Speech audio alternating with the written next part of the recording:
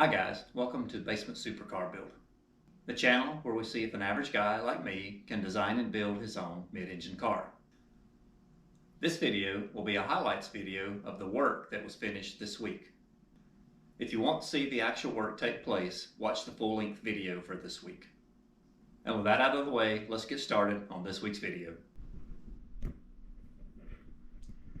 Been working on this for several hours and doesn't look like I've made a lot of progress, but I have made some. It's just been slow. I've made a couple mistakes, had to go back and rework some things, and it's taken a lot of careful measuring and bending and fitting, and I must have put this door glass and regulator in and taken it out at least 100 times. But this is what I'm trying to accomplish. This is the frame on the inside and the outside of the door glass. The one on the outside will weld in solid, and the one on the inside will bolt in. You can see the bolt here on this end. I don't have the other end yet. And it'll need to remove for me to be able to get this door glass and regulator in and out in case it needs to be replaced, and to final assembly also. But you can see the shape. I have it kind of sagging down and bending and then coming back up. I like that look. Looked at several cars, different shapes on this. I'm kind of limited what I can do by the opening on the glass. I have to stay inside the boundaries of this. But even with that, I'm very happy with the shape. When you're sitting in the driver's seat of the car, you have real good visibility with this dipping down low. Now, what I don't know yet is I'm not sure what I'm going to do here. This will have to be cut off somewhere and another piece welded on at an angle that blends all this in somehow. I haven't figured that out yet. I do have an idea, but just was trying to get this finished to the right shape and location before I started trying to finalize that. But you can see kind of what I'm doing here. This will all weld in solid around, and I'll grind this off smooth. Probably radius this sharp corner, blend all that in as good as I can. But this plate on the top with a notch for the glass, this opening may have to be opened wider later for that rubber to fit in there. I don't have that rubber, so I don't know the exact shape and size. And I'll do something similar on this end where the plate welds in and caps off that end and then overhangs to bolt into here.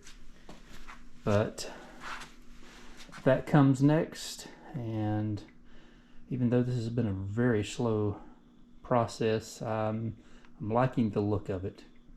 Let me know what you guys think. Does this look appealing or not with this dip down in it and back up?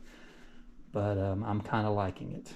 So let's get started trying to figure out what we're going to do here on the front and work out these details.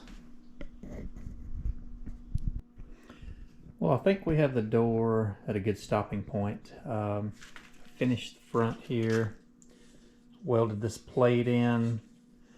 Of course, I may have to change the size of this opening just like in the rear once I have the rubbers pieces that attach here and see exactly how wide they are.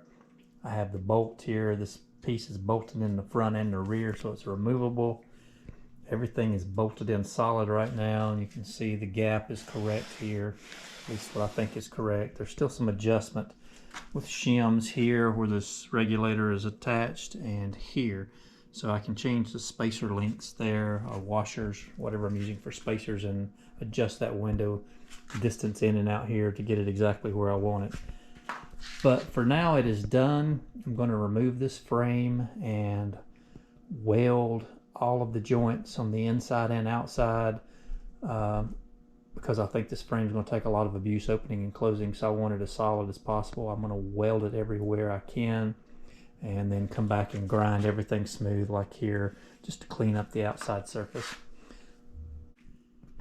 Yeah, I replaced the shock here with an 80-pound shock, hoping that would be strong enough to lift this door, but it is not. It's just not enough strength. They make a 120-pound shock that is a little bit different size that I could exchange and replace on this door and hope that that is enough. But I've also been looking at linear actuators which I could replace that shock with a linear actuator and raise it and lower it with a motor. The actuator that I found that I know is strong enough and is the right size to work has a transition time of about 7 seconds.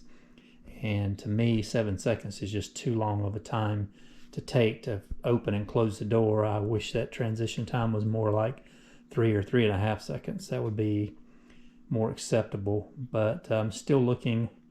I haven't decided if I'm going to try to motorize this door or just use a different shock or a combination of 2 shocks or something to try to lift this door. But that's something I'll be working on in the future also, and I'll keep you guys posted on what I find.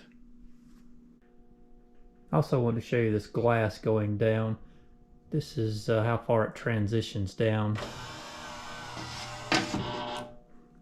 So that is all the way down. Because of the angle that I have of the these parts here dipping down, the glass is sticking out just a little bit more than I originally thought it would, but I don't think that looks bad. I actually kind of like that look, and it still gives you plenty of distance here for opening. It's about 11 or 12 inches, and the only place that the glass is interfering is it touches right here on this corner just a little. I've ground that off some, but I need to weld a piece on the outside to strengthen that and grind away just a little bit more. It is barely rubbing, but I will take care of that. And I think we are at a good stopping point here for today, and next week we'll start working on the hinge and the door for the other side, the passenger's door, and we get to do all this all over again.